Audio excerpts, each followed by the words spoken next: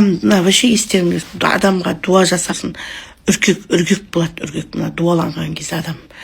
Жаңа ең бірінші белгісі сол дуаны естеріңде болсын. Қорқыныш пайда болады да адамда. Өліп қалатын сияқты қорқады, өлейін деп жүрген сияқты. Іште қызық болмай қалады, сосын өмірде еш нәрсе қызық болмай қалады. Міне сол нағыз дуа. Енді Құдай кешірсін, бірақ адамды дуалаған емші да, адамды дуалаған адамда ешқашан жақсы болмайды. Ол дуалау деген бәріміз емшіміз ғой, білеміз, оны 100% қалай істейтін. Суретпен дуалайды, өлім дуасын жасайды, ауру жібереді. Бірақ бәрін енді Алладан күшті емес қой, бірақ міне біз сияқты адамдар сол дуаларды кетіру үшін күтте батаның суының әсерін айтып жатырмын. Осы бойда звондап кешкіріп жатқаным сол, келіншекті жіберген, үйден қайтып келеді, сол үй жаққа барып. Осы батаға қойып су ішетін заттарын оқытып алып еді ғой. Сонымен шай беріп оқытып ішкізіп еді ғой. Сол айтады дейді, не істедім деп. Басым ауыртпады деп бір түрлі болып тұр дейді. Мені бір оқытқан жоқ. Енді біздер қайтарып жатырық қой сосын дуасын. Міне сол өмірде, бірақ та сол істеген адамдардың мен бәрін білем кім екен, бірақ солардың біреуді оңып жатқан жоқ енді. Бірақ ол негізі қарғамаймын, керек емес, біреуге жақсылық ойла дейді ғой. Өзіңе біреуге жамандық ойса, өзіңе амандық ойла деп. Аман болсын, Құдайым түзеу жолға салсын оларды. Кішкентай өмірде біреудің баласына істеген дұрыс емес қой. Мына баланы тек қинап тастап әкесін танытып. Біреуге қимайды, өздеріне қимайды. Қандай жаман адамдар көп та өмірде. Біреудің баласының өміріне балта шапқан деген жаман. Жоқ, соны мысалы бердік қой, алақандап, аялап. Күшті қопсыз. Өздері ұстай алмайды, біреуге тағы қимайды. Сондай адамдар өте көп. Неге ондайсындар мысалы болмайды оғай? Ой, жаман, мен өзім білем бұл бесті осықтай. Сосын қызыл затпен дуалайтын ауру шақырып. Сосын үйлерін көре алмайды. Мысалы, ұялар, іштар, масқара іштар. Талай адамдар, мысық тілейтін адамдар бар, тумаларда да болады ондай. Мына бата біздің енді қаруымыз, мені пайдаланып, істеу керек осылай. Менің өзімнің балам болса да, осы батамен отырып қой біз аман. Сол баяғыда айтайын дегенім, бір шақындарымыз болды, шеке береміз, қонақ шақырамыз, қуанамыз енді. Біреуіне келмейді ғой. Күйеу келеді, жалғыз бір әйел болып қалған болса болмайды да, жүрегі ауырып, қысқанып. Соны ол кезде күтті ақша болса келістіреміз, бір күні ыдыс-аяқ аламын мен қасқа, күшті, қымбат ыдыстарды. Көтеніме қарамай аламын, соны келтіріп, күміс-ай 500 мың болып қайтсын ақшаң. Бірақ негізі асықпаңыздар. Әр батаны алып болмай, салуға болмайды ғой, достар, естеріңізде болсын. Батаны алып болғаннан кейін барып, ырымын жасайсыздар. Мысалы, ақшаңыз жоқ болып жатса, айлыққа дейін деп ойласаң, сөйтіп айтасың, ата, міне батамды ішейін деп жатырмын, қабыл болсын. Мен осы сізге осыны атап қойдым. Ертең қолыма түскенде берем. Мынау атағаным, мынау байлағаным деп айтып ішесің. Сол естеріңізде болсын. Мына жерге сосын жаңағыдай қожайынға салдым, міне күйеуіне салдым, қабыл болсын батам. Не баласына салдым, қабыл болсын. Сондай айтып істерді, әруақ бәрін көріп тұрады ғой. Сол айтайын дегенім, сонда жаңағы жақын абысынымыз келмейді ұшым шақырғанға. Сон тілегі сондай мысық тілеу, жамандық тілеп отырады. Енді қуанғаныңды көре алмайды да, жүрегі шыдамайды. Сонан ыдыс-аяқ аламыз, үйге күшті, қымбат. Соны да көре алмайды. Сон бір күні жолдас кәтеш салдық қой, сонан бухгалтерия істейді өзі байғұс. Есептеп шығарады ғой, бәрін жүрек ауырады. Сол күйеуім жүрек ауруына ұшырады ғой, соның негізі қызғаныш деген. Қайсы жүрек ауыртады екен ғой, рас екен ол. Ең жаманы қызғана берсең, жүрегің, бауырың содан асып басталады екен. Сөйтіп кәдімгі жүрек ауыратын болды, содан жолдасым мені мазақтайды. Осының жүрек ауруына ұшыратқан сен кінәлі дейді. Бір күні маған шошып кеттім, осыны менің деді, бір қысқа. Сен оның жүрегін ауыртқан. Мына кәтеш талдың, мына кәтеш санап ұлттық ұшым жүрегі ауырып күннен күнге күледі, жеңгесі болсын ойнаған шығар. Содан бір күні жаңағы бейбарыс енді 18-ге толмай бәрін көрдік қой, енді темір ғой, құрсыншы, ондай құрсыншы, дүнияға қызық, ренжімеймін мен. Главное, адам ауырмасын. Сонда жаңағы машинамыз төңкеріліп қалды ғой. Жаңағы машинамыз, бейбарыс машинаны неғып төңкеріп алды. В общем, қайта құрай сақтаған бір топ бала топ болып машинаға тиеліп алып келсе, КамАЗдың астына кіре жаздаған ғой, содан болар КамАЗға соғамыз деп қорқып. Өздері трастан домалаған. Дым да қылмапты бір жер, бірақ машина дым алмаған. Содан түнгі сағат таңғы 4-те болған ғой, балалар келді. Жаңа біз аман қалғанына қуанбадық, құрсыншы, менің машинаның үші менің атымдағы машина еді, бұл үші 18-ге толмаған ғой, правасы жоқ. Айдап кеткен ғой, содан қайта гай таныс болып, анау кредитте тұрған машина бейшара. Ол кезде көп ақшамыз жоқ, бізді Құдай өлтірсін, әруақ қолдап. Жаңа таныс балалар менің өзім аварияға түсірген қылып, сөйтіп двойной ол кезде күшті төлейді, неге мына не ақша шығаратын. Жаңа машинаның бұзғаныңа төлейтінді. Сөйтіп 100% шығарып беріп, өз ақшасын өзін жауып тастағанбыз, алған кредитін. Сосын мынаны апарып жаңағы тапсырдық та, содан қайта үстен ақш деп алдық, первоначалық төлеп қайта машина алдық. Күшті қылып, еще көбірек төлеп алдық, алдындағы екесі адам бір пайда көрейін десе, туа Құдай сақтасын. Сонда жаңағы түнгі 4-те болып жатса, жаңағы абысы мен қайнағамыз боласың, звондаған ғой ағасы. Сөйтіп бұл не істеді деп, келейін деп, жаңағы анауда қорқып кеткен, келейін деп, балалар аман деген сұрақ қойып ке. Сөйтті түнгі сағат 4-те жаңағы мен қожайыным күшті қойдады, телефонның ар жағында жағаласып ат дейді. Не болды, қуанып кетіп, мен да барайын деп. Сосын әйел кім күйеу айтып ат дейді. Не бар саған түннің күшті қазір, ол еркек адамдар, әйел адам бар ма? Не бар саған, жындысың ба десе, қоймайды дейді, мен да барайын деп. Ана мен қазақта айтады ғой, бір жерінің қышуы қанып тұр ғой, сол тілейді ғой енді күнде. Осылар күшті болып кетіп, жаңағы қышуы қанып, рақаттанып тұр ғой қасқа. Соны жолдасым айтады да маған, осы қатын кемсіз дейді. Үйге қонақ шақырамыз, шеке береміз, сонда келмейді дейді жаңағы жақсылығымызға. Бірдеңе ұрынғанда жаңағы сөйтіп жатыр. Сон бір күні деген құлағыма тіл көз деген жаман екен, бір күні Шалқарға барып. Біз Шалқарда көп тума садақаға бармын енеммен. Құдай барған жерде отырмаймыз ғой, сосын біз келін болып ұят деп жаңа шай шығарамыз ол кезде келін аз, қазір істемейміз, рахат келін көбейді. Жаңа бір абысыным бар, томпақ абысыным, екеуміз қазан асамыз, ет асамыз, шай құямыз, шай шығарамыз, жаңа дастархан жасаймыз. Сол ебіл болып жаңағы 3 күн садақаны шығарып саламыз, жаңағы қайтқан кісін. Ұйқы жоқ, күлкі жоқ, өзі жолда беретісін мүліп кетеміз, без берет. Жататын жер де болмайды ғой, садақада бір жерге айту қисайып бүйтіп жата қаламыз бір бұрышқа. Сонда жаңағы жұттың үйіне сөйтіп көмектесеміз, келіндік міндетімізді атқарып. Ондайға бармайды жаңағылар, олар дегенде айтық қой, ұялмайды біздер қасқа, ұялып білмеймін, ішімізге бір нән ұят кіріп кеткен айту, ұят деп. Олар орыс қол қақпайды, тіпті өлмек түгіл, оның өліп қалсаң да бармайды, сонда істеп. Бай барады айту барса. Соған бір күні жаңағы көз тиіпті, Құдай көз тиіпті. Мен жүгіріп жүргесін бәрі мен жақсы көріп қатты ергезекпін мен. Біреу жаңағы дастарханға пакет тауып берем, киімін алам, қолға соғыям. Құдай бір менен қорықпан, сондай қасқамын жүрген, елпілдеп қалған бір кеміс адам сияқтым жаңағы. Сондай қылықтарым дұрыс емес негізі. Чересчур, слишком бір шамал жұттар істесе бір жайдап істейді. Ана мен абысым, томпақ абысым, бірақ ол үйтіп қатты немайды. Мен бір қасқа болып, желпілдеп қалған, Айсұлу білмеймін, желпілдеп қалған бірдеңем. Құдай бір жалпылдайын дедім бүйтіп, бір қасқа болып. Содан көз тиіпті, құлағым ісіп кетті осылай бірдеңе шығып. Ана құлақ деген жаман болады екен, температура. Өзім қорқып кеттім, баяғыда менің да сөйтіп сіңілім содан қайтты.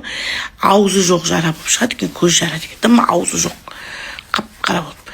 Содан ондайға оказывается мен одан кейін көп адамды емдеп жаздым. Бұрынғы заманның алтынын тарту керек екен.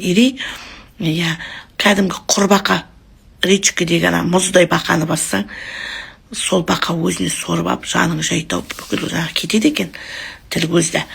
Соны мен көп мүшелі жасқа келген адамдар көп тірі қалды менің емімнен. Қазақ емнің мықтылығын айтам да, ол кезде қазақ ем қонбаған уақыты ғой. қалай қазақ емнің күштілігін соны енді түсіндім да. Сол сіңілім бостан босқа қайтыс болды ғой, құдағай тілі көзден қолда. Босқа дәрігерге пышақ тиіп өліп қалды, босқа тек насмерть кетті. Мен доғдырға баруға содан қорықтым да. 3 күн жатып қалдым үйде, ырсылдап, анау деген құлақ деген мынандай болып кетті, нәм болып. Үйде какас ол кезде неян күстаймыз, ол кезде шамал көтеріліп кетті. Ана Қарақалпақстан көшіп келген күшті келіншек бұл таптазайын. Сол бізді үйде келіп арасында жұмыс істейді, таңертең кешке дейін 5-ке дейін ба жаңағы келіп ыдыс-аяқ жуып үйдің ішін жинап тамақ істеп сөйтеді жаңағы келіншек кукар болып. Содан сол келіншек, мен как раз енеме барып шыдай алмадым, енеме барып айттым, апа қатты ауырып тұрмын, көзді үйдім алмаймын. Мына жерде қайынсіңлім балалары бар, қайтқан барып. Сол маған речкіден жаңағы бақа ұстап әкеліп берсінші, мен ақшасын төлеймін, әрқайсысына 500 теңге, 1000 теңге берейін, күттейлеріне 500 үлкен. Сол енем сөйлеп, «Я!» деп ойбағай, ол кезде ол үлкен дөкті, ол кезде енем. Қазір битіп қалды, құдағай, алтын, күмісті үстіне қоя бердім, кішірейіп қалды, қазір жақсы болды. Бриллиант, бәрі кілем, шілем, үй, пүй бүйтіп қойған сайын басылады екен ғой, бүйтіп басылып қалды, әдемі-ақ үндемейді. Көзін кукла бар ма қазір күштақ? Тіпті ойламаймын, баяғысын бәрін ұмыттым. Әдемі-ақ қазір ойбай, батасын шампырша жаудырып. Ал соның бәрі сол жоқ кезде, бірақ ондай болған жоқ, жол кезде айдақар болып тұрды былай. Маған «Я!» дейді, «Я!» өретін беріңсің. «Я!» деп маған ұрсып жатыр, әкел десем. Соған бір уақыт айтып алып келіп, жаңағы балаларға айтқан, балалар жүгіріп ақша берем дегенсін, әкеліп берсем, бердім ақшасын. Соны құлағыма басып жаным жай тауып кетті. Сөйтсем жаңағы абысыным келген ғой үй жаққа, соны енем айтқан ғой, құлағын бірдеңе деп, соған жүгіріп терезені қараса, жаңағы неяңкі мен өзім ырсылдап ауырып жатырмын, жаңағы күтіп бақан. Арайлым 1 миллион болып қайсы. Терезені қарып, неяңкі жүгіріп кетті, жаңағы үйдегі көмекшім. Мә бақтагүл апасы, абысыныңыз бар, білесіз бе, дым шақырғанда келмейтін дейді маған. Сол үйге қарай жүгіріп келеді, қайын аға бар қасында, аға бар, алдыға түсіп жүгіріп кетті, терезені қараса, мә тек қайын ағама жеткізбей жатыр, қуанып кеткен ғой, жаңағы осы үйде бір күнде бір бәлеге ұшырамай жатырық та, енді ыдыс-аяқ алып жатырық, жаңағы шыны келіп жүр, бәле болса деп тілейтін болып тұр, көрдің мысық тілеу дейді ондай адам. Күні-түні тілегі сол болып тұр бізге. Мә бір кезде жеткізбей келеді дейді, ама атып тұрып, шай қой деп. Құрсын білдіртпей, мен қасқа білдір, атып орамам тым болмағандай. Сәлем берді, ауырып тұрсам да білдіртпей күліп, қалайсыздар, сәлем берді, иіліп, төрлетіңіз шай іш деп жүгіріп жүрмін. Анау шыны келіп, маған басым аяғым бүйтіп, сен ауырып жатқан жоқсың ба деп, жаңа енем айтты, ауырып жатыр деп. Сен өлейін деп жатыр деп еді, өлген жоқсың. Жаңа ауырып жатыр едің осы сен деп, мә қоймайды. Мен айтам, қой апа жоқ, жақсымын, құрсын күтте не істегенім бұл көздейді, мә күтте ұшықтаным, жақсымын деп отырыптан білмей. Сен деген сөйлей алмай тұр деді, ырсылдап жатыр деп еді ғой. Сен шынымен сөйлеп отырсың ба? Шай ішіп өтік, шай кетіп болмайды жалмау. Шай әшейін ішпейді. Қой әкел шайыңды, қайда? Әкел шайды. Я ішеміз. Я, сен ауырып жатыр деп еді, тұра алмай жатыр деп еді ғой. Шынымен ауырып жатқан жоқсың ба? Ішіп отырсың ба? Шай ішіп отырсың, тамақ батып тұр саған дейді маған осылай. Мен өліп жатыр, өлейін деп қуанған ғой, енді ақ күріш жейін бе деп келді ма бейшара. Үндеген жоқ. Я жақсымын ғой, құрсын деп отыра бердім, күліп. Деп бір кезде кетсе екен деп тілеп отырмын. Тек мынау деген бас ап-ауыр жат деп тұрдық. Жатайын десем, анау кетпейді, отырбаған күнде ішпейді. Бұрын үйде күшті жайнап тұрады ғой. Келсе шынданып, ішпеймін шайды, асығып тұрып, әкен анау істеймін деп өстіп, ішпейді, отырғыза алмай қасқа боламыз. Бүгін де кетпей тұр, мен андып. Қарай береді, аяғыма қарайды, басыма қарайды. Мына қысы үлкен кісі қатырады. Қыз ой деп айту болмайды ғой. Өлейін деп жатыр деп айтты жаңа сені. Құлап жатыр деп айтты, тұра алмай жатыр деп, сөйлей алмай қалды деп еді. Құдай қалай ой деп айтқан деп бірге шындап кетті. Раушан 1 миллион. Адамда сонда мен таң қалдым бұл өмірде. Неше түрлі адамдар бар екен деп жағам тұстады. Сондай адамдармен өмір сүріп жатыр ғой, бірақ бірге туғасын ешқашан мен айтпаймын, кім екенін айтып отырған жоқпын, бірақ білдіртпеймін, өйткені ағайын ауыз ала болмау керек, жұртқа күлкі болмау керек, бәріне шыдайсың. Сондай кезде өзім досым көп, досымнан дұшпаным көп адамым ғой, сондай кезде мына балаңның анандай болған аяздай батады, бірақ енді жақсы деп жатыр, қуанып отырмын. Соларға позор болғың келмейді ғой.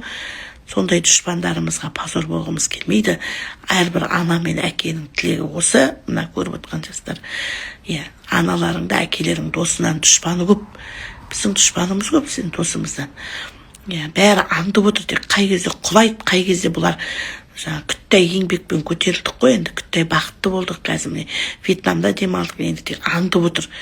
Күні түні қарғап сіліп отыр, тек осы қарғысты үстіне жаудырып жатыр, Құдайға шүкір. Соның бәріне тек осы әйтеуір Айгүл білмеймін, осы тек бата не әйтеуір өзіміз қорғанымызбен әйтеуір өтіп жатыр шынымыз. Сөздің шыны бұл, енді қазақшасы да орысшасы да осы. Өмірде мықты болыңдар.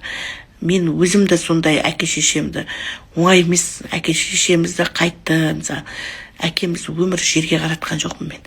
Тіпті ауылда қазір Ырғызда небір директор болған ауылдың кәдімгі неше түрлі болған кісілерінен балаң жақсы болғанның арқасында әкем озды. Шүкір, біледі ғой Ырғыздың адамдар. Қазір бәрі сыйлайды, төрге отырғызады әкемді. Ол да баршылықтың арқасы. Баяғыда жоқ кезде өйтіп ешкім бізді қарқ қылып сыйлаған жоқ, білеміз. Әркімге жәутеңдеп өмір сүрдік қой. Қазір әйтеуір атақты болғанның арқасы. Бүгінде мына жерде бүкіл халық танып жатыр. Бүгінде келіп бірталай кісі ем алып кетті. Ана күшті бір қыздар бар, аты жөнін айтпай ақ қой, бір атақты байқамай видеосы бұл. Мә ханым түсірмей ақ қойсын, ренжімеш, қашып шығып едім жұмыста дейді. Мүмкін үлкен бір должностьта мықты, бәрі таниды оны бүкіл Қазақстан. Таң қалдым, келіп сәлем беріп. Мен танып қалдым, солсын ба десем, деп сәлем беріп тамақ алмайды. Мә ханым, сізге бір қолың ұстау арман еді деп телефонымды алып, ертең ұшыға алайықшы дейді. Дедім, ертеңге шақырам. Мына жақта сондай үлкен должностьтағы адамдар көп жүр. Бәрі танып, бірақ сәлемдерін беріп тамақ алмай жатыр. Құсқа өзім ұялдым. Бірақ негізі бәрі мені жақсы көреді екен, оказывается. Мен негізі текті адамдар біледі ғой. Гүлзира Айдарбекованың да мен қанша тиісем ғой, бірақ солардың бәрі мені жақсы көреді дейді ғой, жұрттар білмей өтірік қашып. Мынау да өліп жатыр тамақ алмай. Бұл енді бұл мықты қыз, бұл айтпай ақ қойын, аты жөнін бұлар өзі ұялып қалды маған, мә ханым деп. Сізді көп адам қарайды ғой, сосын мен байқамай түсіп қалды, ерке қыздар түсіріп жатыр, ол мен алысып ойнап жатқан. Мына ерке қыздар біздің перизат сондай болды жасында. Бұлар бір түрлі төрт қараңғыздар ше. Үндемей отырып шарт еткізді. Ана біреудің баласы қарсысқа шошып кеттім. Ана ер баланы, мына бала деген жақсы, ергезек, мен сияқты бейшара. Бұның шайын тамағын тасып жүгіріп жүр, қасыма керт бүйтіп отырып алып, бұлар пысық төрт қараңғыздар бүйтіп алып, ана қыз баланы шуылдатып қалған жұмсап. Анау деген жүгіріп, менің өз маған дұрыс сөйлеген жоқ дейді. Мынауың маған тым демейді, бір жақсы ерке қыз мен көп бір разговор сөйлемеймін, былай сөйлеймін, бірақ андай қатты маған валып етпейді енді былайынша. Былай тарс еткізді, анағы баланың дауысы шатыр етіп шықты басы. Өзі ана бұрын ит талаған бас құрсын, мен айтамын, мынау жынды ба басы істемей қалар.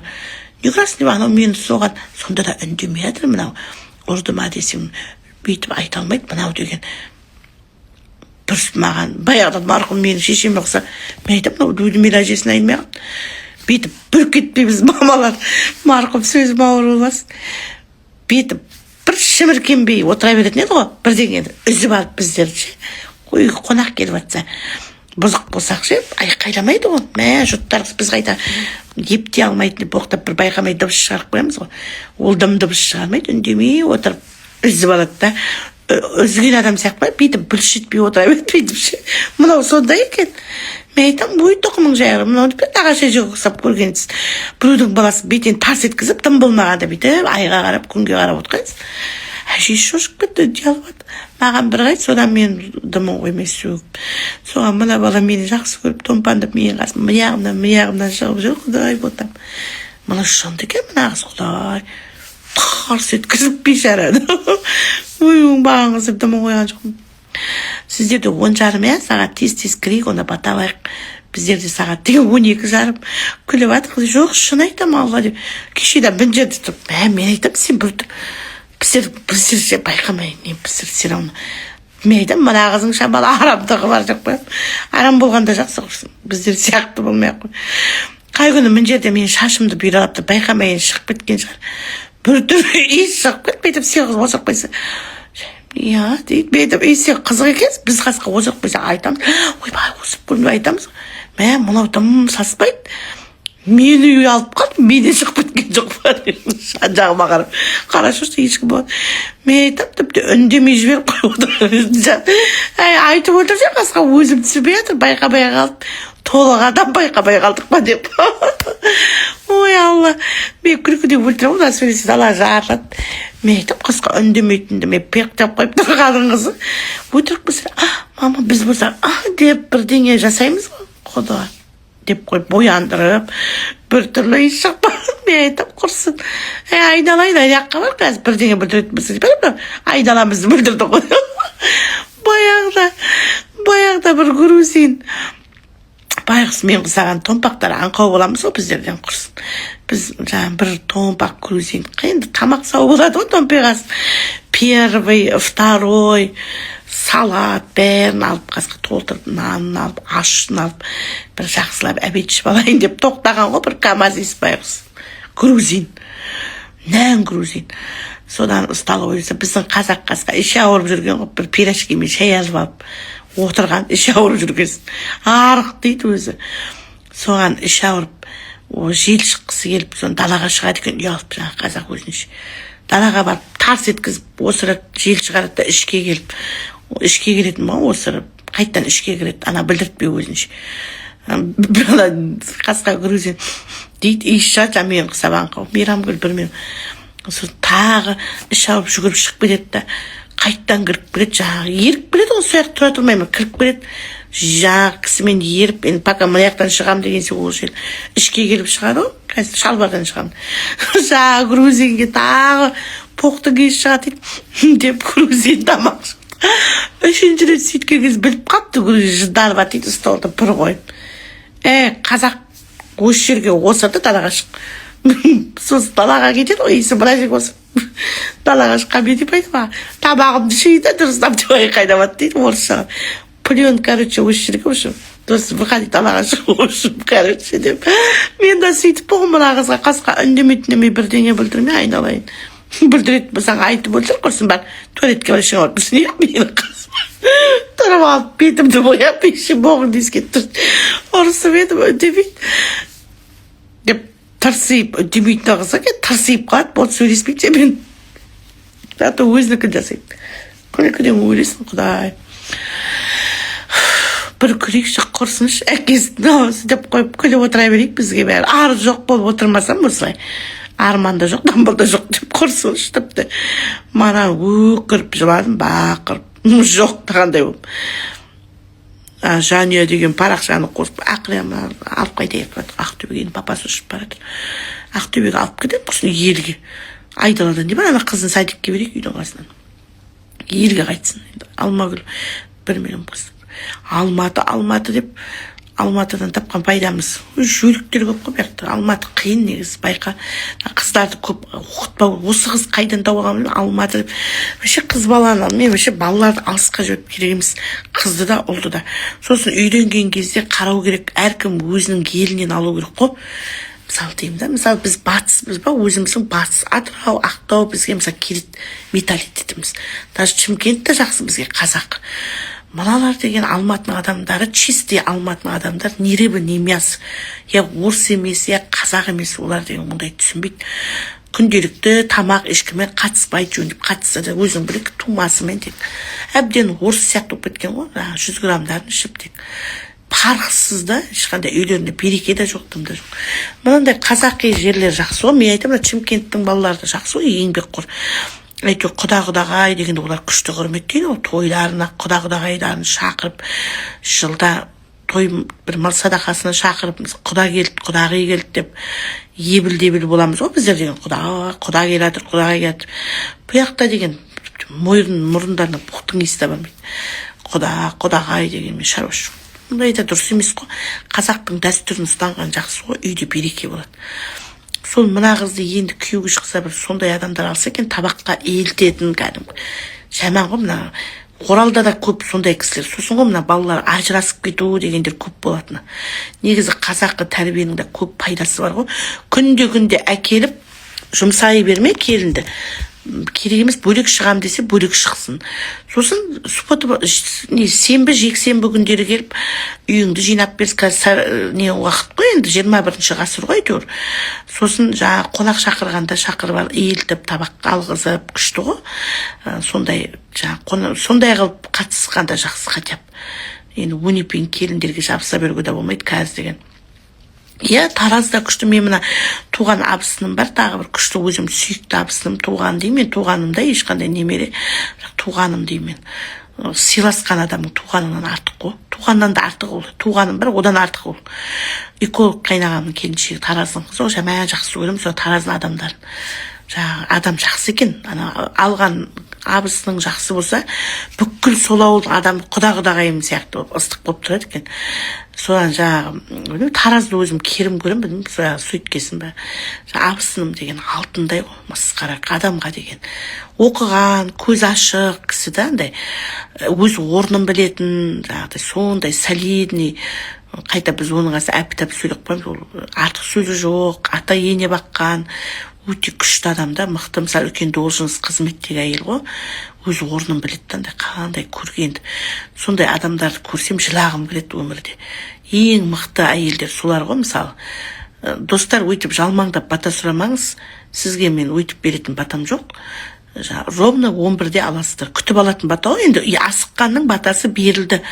Бұл күтіп алатын бата ең күшті бата. Ғалия, білмедім. Жаңа 8-де ұйықтаймын, ойбай шаруам бар, ертерек беріңіз деген бата берілді. Ұят деген адамда болу керек. Ол бата саған ойыншық емес қой, достар. Людмила 1 миллион болып қайтсын.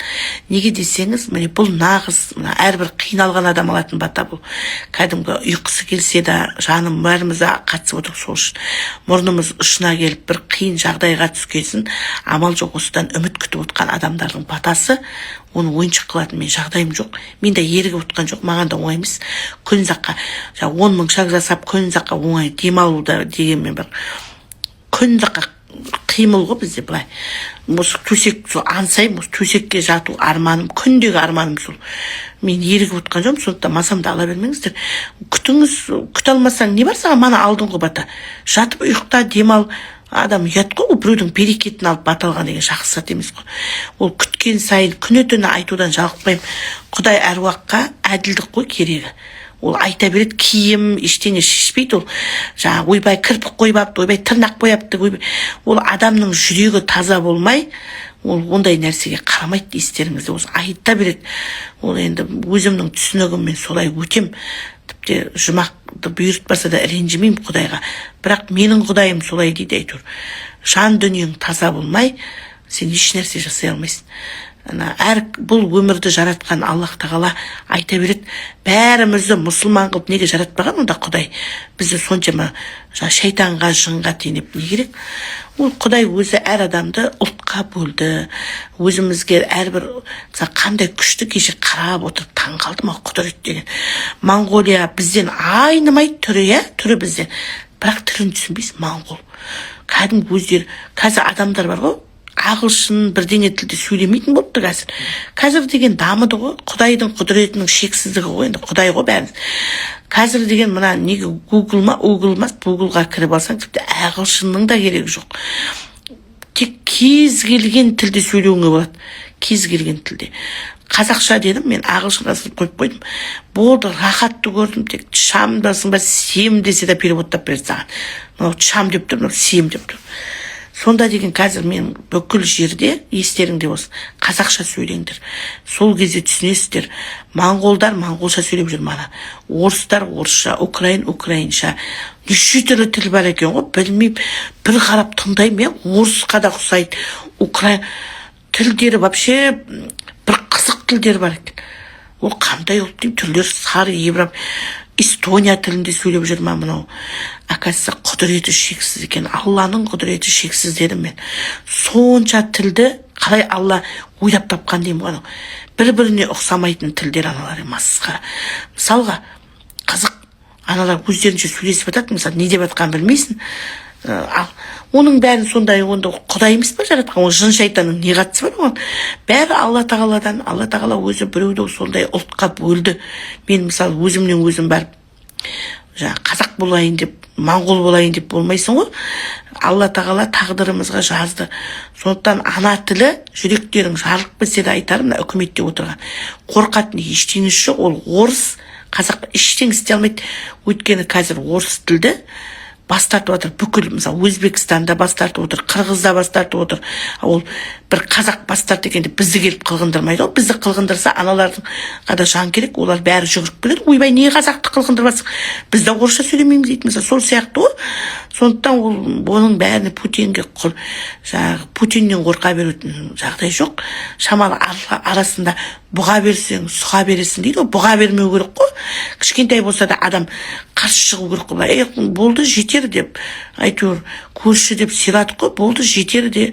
Құрсын басымызға үсі көреміз де, енді өз тілімізді өзіміз қорғамай осылай бұға берсек, ойбай, соғыспа деп болмайды. Ол да жақсы зат емес. Құрсын қазақ ондай қорқақ халық емеспіз ғой, айта береді. Қорғаймыз ғой, әйелі біз оның қасында арыстанның жүрегін жеген дейміз ғой, міне отырық қой. Бір жылап алдық та қайтадан қамшының басын басып. Біз қазақтай қиыншылық бейнет көрген ешбір халық жоқ. Біз оны айта береді орыстар.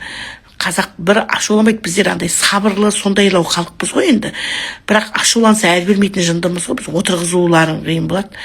Кезінде ол орыстар сол үшін бізді құрметтейді, айта береді. Орыстар біз қатты жақсы көреді, намысымыз болғасын ғой. Болмаса біз, мысалы, Өзбекстанмен бірдей ғой, жағдайымыз жоқ. Қырғызбен бірдей жағдайымыз жоқ, бірақ бір қу намысымыз бар ғой, жалқау дейміз ойнап, бірақ негізі намысшылымыз ғой.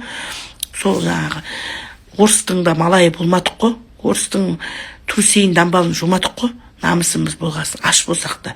Сондықтан көп Тоқаев бастаған үкімет көп қыртай бермеңдер, общем, қазақшасы сендер түсінсеңдер, қыртығанды қою керек та бұлар. Кәдімгі кеше мен қойдым ғой, Карим айтып тұрсың ғой енді құдайшылығыңды. Кәдімгі конституцияға жазып қой, болды, тайға таңба басқандай. Ешкім да өлмейді, жаңағы орыс тілі тіпті іске аспай тұр. Міне жақта жүрміз ғой, орыс тілі іске аспай тұр. Не істейміз ол орыс тілге? Бала шағаңның миын аштып, орысша сөйлеп қажет жоқ. Ешқандай құдай тұр ғой, міне Вьетнамға келіп көрді, мен бір ауыз өтірігім болса айт, Ағынұр бір мен Бағдагүл ханым өтірік айтпа деп. Ешқандай орыс тілі жарамай тұр бұяққа. Кәдімгі орысша білмейді вообще, ешқандай орыс тілі қатысы жоқ. Одан да қазақша сөйлей бір. Лучше жаңағы переводты көрсетесің, болды жаңағы аудармаңды. Вообще қазақша, орысша іске аспай тұр. Оның қасында лучше ағылшынның әйтеуір бір-екі сөзін жаттап алған жақсы. Теңізге барам десең, бич дейсің, бич. Бич десе орыста алқаш құлап атқан адам ғой, бич. Бич деп айттық кеше. Отыр дейсің, болды, тілін келмесе күлмейді, отыр. Ал, пожалуйста, айтасың, отыр десең, су береді саған. Бич десең, теңізге алып барады. Рум десең, комнатың алып келеді. Бізге жақсы болды қайта. Бір сөз болса да ағылшынша жаттаңдар. Қай-қайсыңызға да айтарым. Мектепте ағылшын тілін кәдімгі қазақ тілімен бірге бергізу керек, кәдімгі.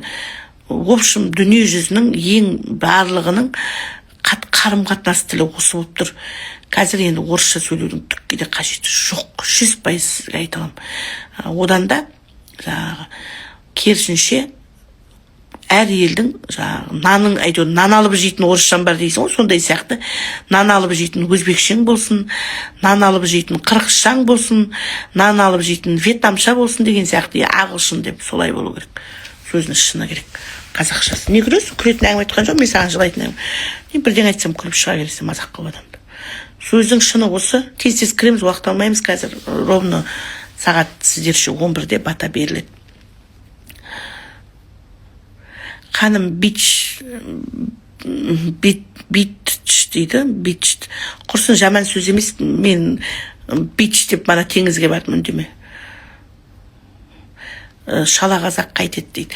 Шала қазақ қайтеді емес, енді үйреніңдер, бірақ тіл деген мықты кетіп қалған. Бәріміз ойбайдым, өз көтеніміздің боғын сөйте алмай жүріп, орысша сөз қосамыз бәріміз.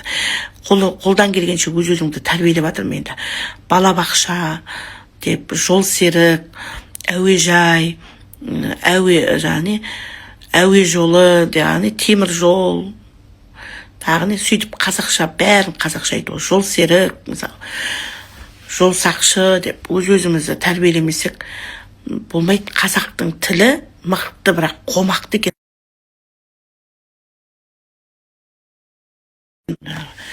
Қазақтың тілі өте бай, өте сондықтан ағылшын тілін көбірек үйреніңдер, балаларыңызға, мына отырған ата-аналар. Сосын тағы бір айтатын нәрсе,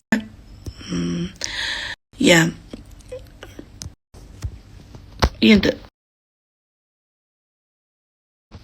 конституционалды дейді, заң дейміз ба, қазақшасын айтыңдаршы, біреуін қазақша айтайық бәрін. Әрине енді заң керек, заңның болғанда мен өте қуаныштымын. Мысалға, мен бүгін тікелей эфирім бәрін жазып алып, бір алаяқ ютубқа салып отыр, мен енді ертең Құдай қаласа жақсы жері заң бар. Президентіміздің Тоқаевтың шығарған заңның енді маған пайдасы тиін деп тұр. Мысалға, өздеріңізге де сөйтсе салуларыңа болады. Рұқсатсыз ешкімді салуға болмайды ғой. Мен даже біреудің қолын, аяғын салып берем, бірақ та ол маған рұқсат етпесе, мен салмаңыз десе, мен оны сала алмаймын. Ол кезде мен тек жасырын түсірем. Оны былай қиғаштап отырып түсірем, немесе бетіне бірден қойып қоюым керек. Я болмаса, мен оны өзім түсем, амал жоқ. Сөйтіп жүрмін ғой күнде. Рұқсат берсе ғана салуға. Мысалы, мен жаңа тұрды да, ана келіншек айтты маған, мен салмаңызшы. Өзі бірақ бірінші келіп не істеп тама қалған жоқ, ол мен телефонымды алып, сөйтіп не істеді, күшті не істеп, сөйтіп. Мен бірақ өзі түсем деп айтқан, мен де салмаймын ғой негізі ондайға. Бір саны байқамай еркегі соққан түсіп қалды. Осы мен күліп, жаңа бірдеңе апай да кетіп бәт деп күліп, түсіп қалған сөйтіп айтып жатса, апай салмаңыз, ханымға ренжіме. Ойбай, конечно, алып тастадым. Потому что болмайды. Заң бар. Қазір президенттің енді ол заңын екі қолымды көтеріп қолдаймын. Кез келген заңдарын енді айтыңыздар, қолдаймын. Мысалы, қандай заңға сіздер қарсысыздар? Мысалы, мен бәрін қолдаймын. Жаңағы ерте ұйықта дегенде дұрыс негізі. Ол жаңағы тәртіпті болған сайын адамдар, мысалы, мен өмірде байқағаным, мына дамыған елдер, білімді адамдар көбіне тәртіпті де болады. Ештеңе етпейді, ол тәртіпті болғаннан ешкім қор болмайды ол. Чем тәртіпсіз, тәртіпсіз болғаннан гөрі тәртіпті болғанда жақсы, өзің тәрбиелейсің. Бәрімізді кішкене жабайылық жақсы көресің ғой, еркіндік. Мысалы, баяғыда іштарап жоқ кезде, мен әлі есімде, мына менің қожайыным, шалқар ғой енді, бандит жындылар олар. Көшеде келатқанда соқ бірдеңе ішеді да, бүйтіп лақтырып жібереді, пәйді еркек. Сосын мен сол үшін таяқ жедім талай. Мен енді ол жерде тіпті камера да жоқ ол кезде. Ол кезде деген бұндай іштарап жоқ. Бірақ мен сонда да ұятым бар да, өзім биржада кезінде жұмыс істедік қой, былай іште жұмыс істедік біз дипломның арқасында. Дипломы жоқ қаздар жер сыпырт, мысалы. Ол бір жігіт өткенде жер шыпырып жүріп бейшара жылайды ғой. Оқыңдар, мен оқымап едім баяғыда. Содан мынандай қорпып қалдым деп. Действительно, ол дұрыс айтып тұр. Мысалы, мен биржада жұмыс бәріміз биржаға тіркелдік, бірақ мен дипломым болған арқасында жылы жерде жұмыс істедім ғой. Жылы жерде көмекші болып жұмыс істедім. Диплом деген күшті, адамға көмектеседі. Ешқашан диплом жерде қалмайды, естеріңізде болсын. Просто енді төменнен бастайсың, әрине саған бірден тақпайды, бірақ өздеріңізді көрсете білсеңіздер, мысалы, жұмыста онда кез келген бастыққа ондай адам керек қой. Адамның өз қолында ол. Мысалы, кейбір адамдар соғады, таныс керек деп айта береді. Ол кез келген бастыққа адал жұмысшы керек. Біз мысалы жұмыс таба алмай жүрік. Бұл қаншама жұмысшыларға ақша төлейміз, өзімізге секіріп жөніне кетеді. Адал жұмысшы болса, мысалы, рахат қой. Жаның тындырады, ол бастық адам, сен жұмыс істей бермейсің ғой. Приказ беріп отырған жақсы көресің. Пол жуады, мысалы, үйтеді, бүйтеді деген сияқты. Сондықтан бәрі өз қолдарыңызда, ешқандай біреуден көрбей бермеңдер көп нәрсені. Адамның өз қолында. Сосын өзің әкесін танытып жүрсе, мен баяғыда сөйттік қой біз. Бірінші ақша айтпаймыз, өзімізді көрсетіп, есін тандырып жұмыс істегесің, өзің үшін кетем десең, өзі ақ саған қосады ғой, талай сөйттік ғой құрсын. Кетем деп бір қорқыттықнан басаң. Өзі жалынады, айлығыңды көтереді. Мысалы, молодец, мен мына қасымдағы әйелдің бір жақсы жері еңбекқор. Баян сұлу деген шоколад шығаратын жердің кішігірім басшысы өзін әбден көрсетіп тастаған ғой, анаяқта. Қатты жұмыс істеп беріліп. Содан бастықтары енді айтқан, мынаның айтқанын шыға алмай жүр қазір. Саясат 1 миллион болып қайтсын. Неге? Өйткені өз жұмысын қатты біледі да, енді бұның орнына басқа адам қойса, ол банкрот болады уже. Банкротқа ұшырайды. Сосын амал жоқ, ол басшылар енді мынаны бір жер жалынып, бұны коротқа демалтады міне. Сол сияқты бұл да солай көтерілген көрдің бе? Кетем деп қорқытам дейді. Болды, шошып кетеді дейді. Кетем деген айлығым болса дейді. Мысалы менің өзім, бірақ бір жақсы жерім, мен мысалы қазір көбіне сынықты өзім салам, халық маған жиналғаннан кейін мен мысалы қазір қыздар кетем десе қиналмаймын. Көрдің бе? Бірақ өзімге байланысты сол жер рахат менікі.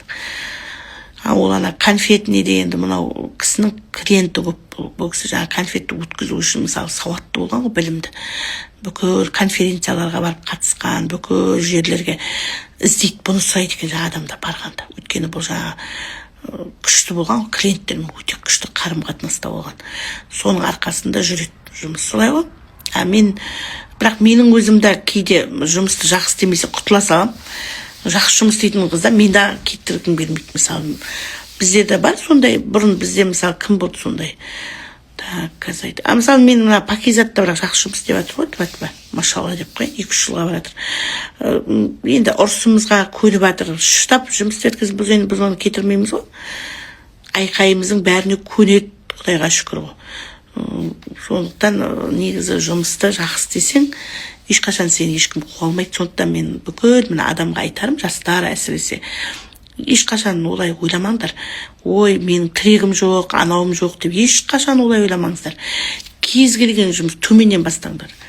Өзің мықты екеніңді көрсетіңдер. Біздер міне тасты жарып шығады ғой гүл, сондай болу керек. Мысалы біз, Аллаға шүкір, мен өз басым, өзімнің жұмысымда сынықшы ретінде, қазір Қазақстан сынықшы ғой, салатын емші сынықшы ретінде бүкіл Қазақстанды мойындаттым солай. Мен бірақ ешқандай взятка емес қой, қарапайым адам ғой, ешқандай тірегім жоқ. Қайта мен солай еңбек етіп, осылай міне Вьетнамда демалып жатырмын. Сондықтан білімді болыңдар, білім деген мықты керек, айта береді.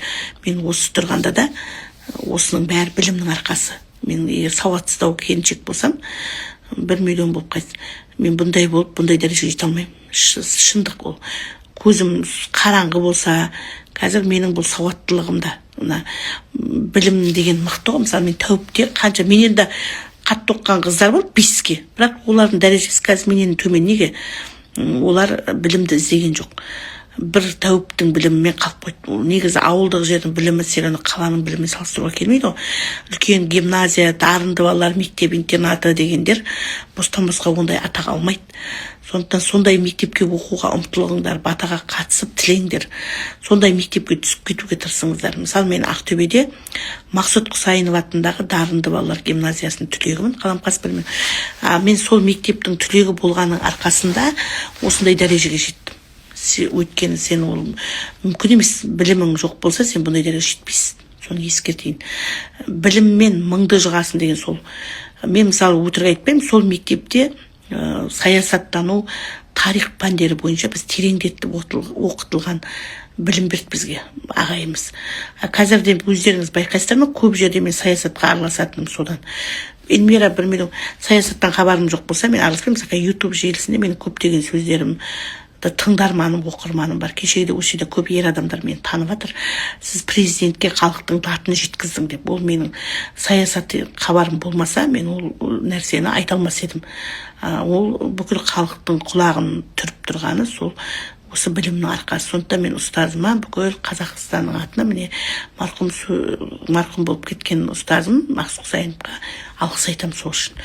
Ол кісінің еңбегі өте зор болды, өте сондай кісіден біз адалдықты, әділдікті да, мысалы біз ол ата-анаңның қасында мен көп болған жоқпын, өтірік айтпаймын.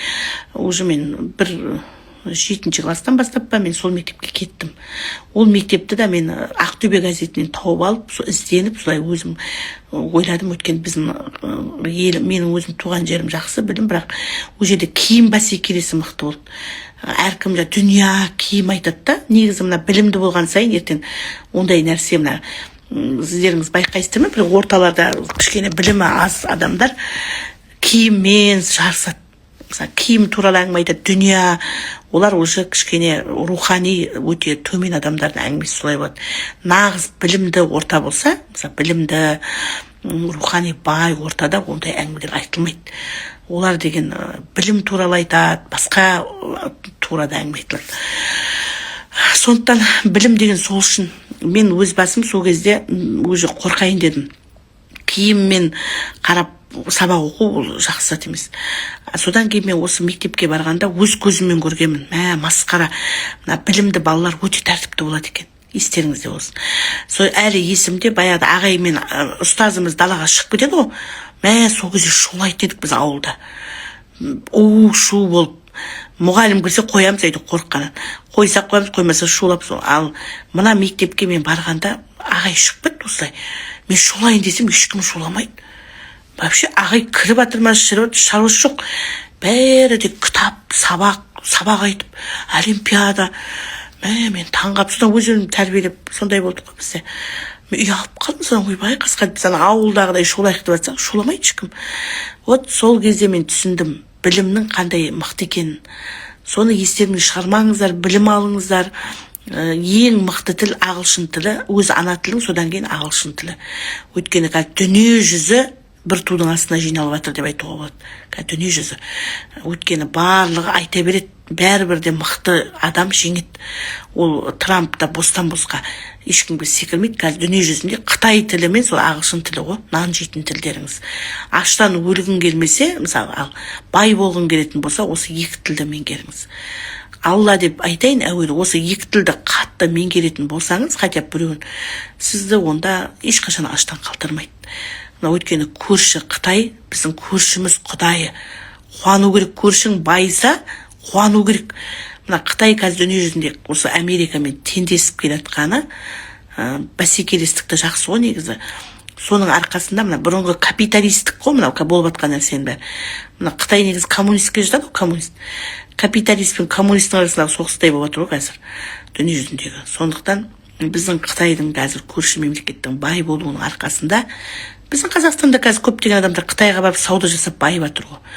Сондықтан алыстан арбаламаймыз, біздікі жақын.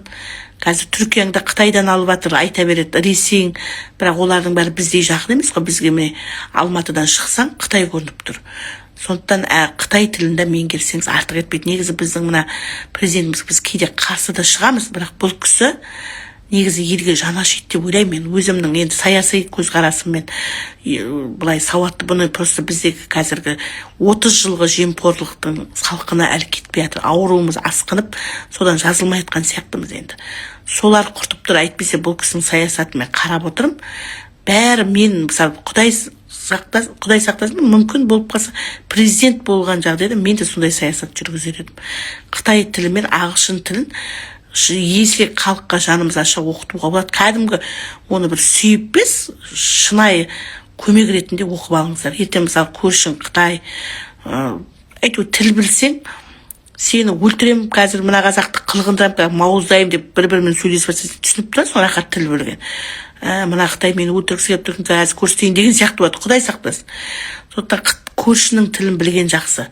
Қазір орыстардың дәурені өтті. Сондықтан дәурені өткен адамдарға жүгіре бермеңіздер.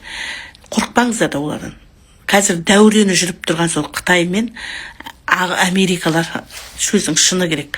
Сондықтан осы екі тілді жақсы меңгерсеңіздер, балаларыңызға меңгертсеңіздер, егер балаларыңа жандарың ашса, балам аштан өліп қалмасын, балам киімсіз қалма деп ойласаң, міне осы екі тілді үйретсең, балаң қор болмайды.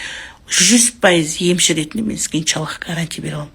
Аштан өлмейді балаң. Құдай ақы деп айтайын. Оған байлық та дым да керек болмайды. Сол бір саудагер, Қытайға баратын бір саудагердің қасында жүріп, нанын тапса да балаң соның қасында тілін аударып беріп, нансыз қалмайды. Соны естен шығармаңыздар. Әрқайсыңыз, әрбір қазақ, мен жаным ашитын адам ретінде айтып жатырмын сіздерге. Мен өте жанашырмын. Негізі мықты адам мықты болмайды ешқашан. Мықты адам болмайды, естеріңде болсын. Мен жылағанда бәрі айтады, сіз мен мықты емеспін. Неге десеңіз, мен анамын, мен әйелмін, мен ер адам беспін ғой. Вот ер адам болса мықты болуға болады. мен әйелмін, сондықтан мен мықты емеспін. Мықты болуға көріну мүмкін, мықты болып көріну мүмкін сіздерге. Бірақ мен арғы бәрібір нәзіктік бар менде. Мен все равно жылаймын сол үшін. Сондықтан уайымдамаңыздар, мен енді бір жеңем ғой, бұдан да талай қиындықты көргенмін ғой. Жеңем деп ойлаймын, енді барымша тырысам. Бірақ менің тек бір қинайтыны, мен бұл дүниедегі қиындық болса жеңер едім. Андай еңбек болса, ақша болса, вот мен өмірде жеңілген нәрселерім бұлар, сосын қорқам. Денсаулықты жеңе алмайсыздар, достар. Сондықтан денсаулықтарыңызға өте абай болыңыздар. Екінші жеңе алмайтын нәрсе өлім. Өлімді жеңе алмайсыздар. Мен өзім солардан қорқып қалып тұрмын. Ана әруақ одне ғой, однені жеңе алмайсың. Мен сол мына однемен бұл дүниенің екі ортасында қиналып тұрмын да. Так мен қазір басқа намазға қатты беріліп кетсем, әруақ мені қинап жіберуі мүмкін. Сондай екі ортада қиындық менде. Так бұл дүниеде қиындық емес. Бұл дүниеде қиындыққа мен ешқашан жыламайтын адаммын, естеріңізде болсын. Бұл дүниеде қиындық ол уақытша, боқ әшейін нәрсе. Достар, 3 минут уақыт қалды, батаны бастай берейік. Бисмилла рахман рахим, әуел Алла. О құдіреті күшті, қайырымы мол, мейірімді жаратқан Аллах, бір өзіңнен сұрап, бір өзіңнен тілейміз. Алланың құдіреті шексіз, Алла бар. Киелі Маңғыстауда пір бекет, Бештамақта ересет, әулие Назаралы, сынықшы біртай. Өз отбастарыңыздан шыққан ата-баба әруақ қолдап, жайған қолдарымызды кері қайтармасын. Әуелі Алла әруақ қолдап. Ең бірінші тілек, еліміз аман, жұртымыз тыныш, бейбітшілік заман болсын. Кімде-кім осы батаға денсаулық сұраса, қай жеріңіз ауырып тұрса, Қарасудың өзі ем шипа болып түсіп, құлан таза, Ақмарал бешін құлан таза сауығып кетіңіздер. Ауруханада жатқан жақының үшін немесе ауруханада жатып баталған болсаң, ота операция жасататындар, немесе қандай да бір анализдерінің күтіп отырсаң, немесе онкологиялық ісік аурумен ауырып жүрген біреуді уайымдап жүрген болсаң, құлан таза сауығып кетсін, ем қонсын, әуелі Алла әруақтар қолдап. Бала сұрап қатысып отқан болсаң, ер бала сұрағанға ер бала, қыз сұрағанға қыз, егіз сұрағанға егіз бер. Жоқ дегенде асырап алу бұйырсын. Оң жақтан, сол жақтан аяусыз неспе келсін. Ойламаған жерден олжалы бол. Алла әуелі қолдап. Жатқан адам тұрып кетсін, жүріп кетсін, жан бітсін аяңа. Сөйлемей жүргендер сөйлеп кетсін таза. Көзі көрмей жүргендердің көзі көріп, құлағы естімегендер құлағы естіп кетсін. Әкесі мен анасына тілек тілеп отқан, дұға, бата тілеген әрбір жанның жайған қолы кері қайтпай батасы қабыл болсын. Немесе ата-анасының балаларына тілеген тілектері қабыл болсын. Қызды қияға қондырыңдар, ұлды ұяға қондыр. Жақсы адамдармен құда жекжатты бол. Босағаларыңнан адал келін аттасын. Босағаларыңнан үш жұртына сыйлы күй балалы болыңдар. Жол апатынан сақтасын, әуе апатынан сақтасын. Көлденен келетін кесапаттан сақта, қырсық қарғыстан сақта. Дуа сиқырдан бойымыз тазарсын, үйіміз. Тіл көз кетсін, жамандық кетсін, жақсылық келсін. Қарыз кредиттеріңнен аман есен құтыл. Соған дегенде несібең молайсын. Содан құтылатындай, тез жылдам құтылатындай Алла несібе берсін. Оң жақтан, сол жақтан аяусыз несібе келсін. Жолы ашылмағанның жолы ашылып, бағы ашылмағанның бағы ашылсын. Келіндеріңізбен балаларыңыздың ажырасып жүрген болса, әуелі Алла екеуіне де тәубесіне келетіндей Алла мейірім бер, имандылық бер, махаббаттарын күшейт. Қосылу керек болса, бірақ қосылу керек болмаса керек емес, онда қосылсын. Ал арты жақсы болып кететіндей, тағдырлары жақсы болып кететіндей болса, иншалла қосылуға сәтін сал. Ал бір-бірімен жараспайтын болса, бір-біріне қажетсіз болса, әуелі Алла әруақтар қолдап, онда адал жақсы адам жолығып бағы ашылып бақытты болсын.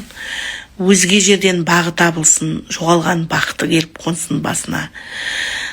Чемпион болсын, жеңімпаз болсын. зейінің ашылсын, білімің ашылсын, грантқа оқуға түс, ұбт-дан жоғарғы бал ал, тесттен өтіп кет, тексерістен аман-есен абыроймен өт, соттан жеңіп шығу бұйырсын, соттан. Саудаңа, кәсібіңе мол табыс берсін, оң жақтан, сол жақтан несібе келсін. Бітпей тұрған бүкіл шаруаң бітсін.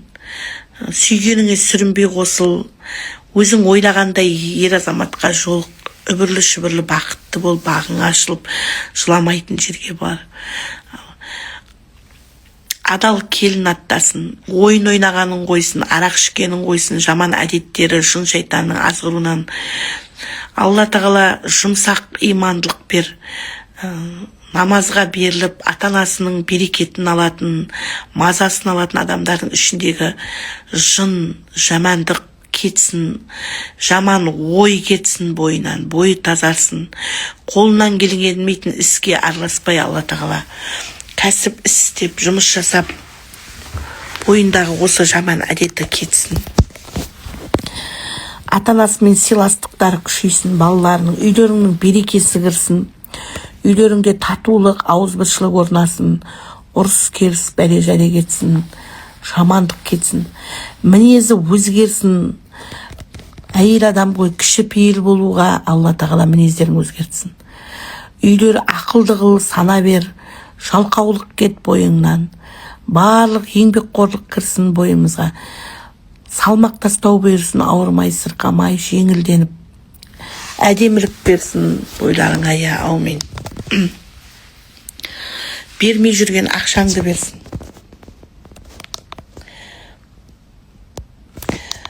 Ренжіскендер татуласын, алаяқта кеткен есен келсін, қарыз ақшаңды әкеп берсін. Алла тағала өтпей тұрған үйің аяқ астынан сатылып кетсін. Араларыңа түсіп жүрген әйел кетсін, жолыңдағы жаман әйел кетсін. Алла тағала жамандар қашықтасын, жақсылар жақындасын. Бастап атқан бизнестерің жүріп кетсін. Қандай да бір компания өнімдерімен айналысып атсаң, мықты лидерлер келсін. Миллионды бағындыр, Құдайым, шетелге бару бұйырсын. Бүкіл ақшаң мың еселенсін. Азаматтық борышын өтеп атқан аман-есен орталарыңа келіп, түрмедегілер азат болсын. 3 тілек айт деп атыр тез.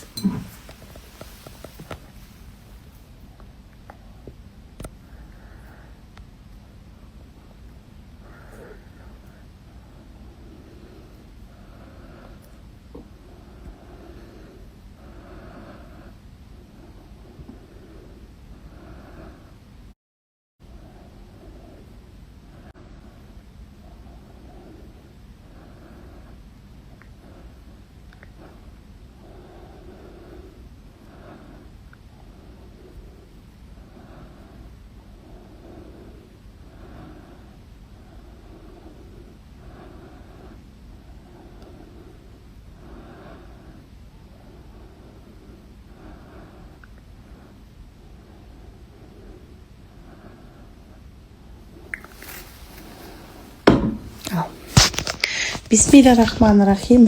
Бата күшті түсі достар, бәріңізге де. Менің де батам қабыл болады екен. Аумин. Бисмиллахиррахманиррахим. Әуелі Алла, киелі Маңғыстауда, Пірбекет, Биштамақта, Ересет, шашыма қырып бітті, қызымды ойнаймын. Биштамақта, Ересет, әулие назар ал, сынықшы біртай, өз отбасыларыңыздан шыққан әруақтар қолдап, денсаулық бер, ұзақ өмір сүр, бақытты бол. Жайған қолдарыңызды кері қайтармай, кіші жымады алған батамызға әуелі Алла әруақтар қолдап, көзді ашып жұмғанша қабыл болсын. Әуелі Алла деп, ата жолына деп байлаған ақтығымыз бен садақамыз өзімізге кейін қарай мың еселеніп қайтсын. Аумин. Аллаху акбар. Аумин. Қайырлы түн, қайырлы кеш. Ертеңгі қасиетті жұманың батасында бір ауыздай отырып баталайық, және киелі су түсет. Ертең суды алып қойыңыздар. Таңертең тамақтың алдан 15 минут бұрын іші ем болып есептеледі. Күнде ем болсын деп тамақтың алдынан 200 грамм стаканмен 3 мезгіл ішулеріңізге болады. Ауырған жерлеріңізге жағып пищевой пакетпен орасаңыз 10 күндей соны алып алыңдар 5 литрмен. Көзіңізге тамызсаң көзің көріп кетеді дейді иншаллах. Құлақтарыңа тамыз болады. Бүкіл ауырған жерге ем шипа түседі, ертеңгі су естеріңізде болсын. Сондықтан батадан қалмаңыздар, 2 мезгіл бата болады. Бір батаға қатысып, жағдайың келмесе, екінші батаға қатыспай қоюға болады. Ал жағдайыңыз келіп, ұйқы қыспаса, әйтеуір сондай кезде онда қатысуларыңызға болады. Қайырлы түн, қайырлы кеш, аманшылықта болайық. Аумин. Ел аман, жұрт тыныш, бейбіт заман, бақытты ғұмыр, екі дүние бақытын тіледім. Аумин. Аллаху акбар, Аллаху акбар, Аллаху акбар.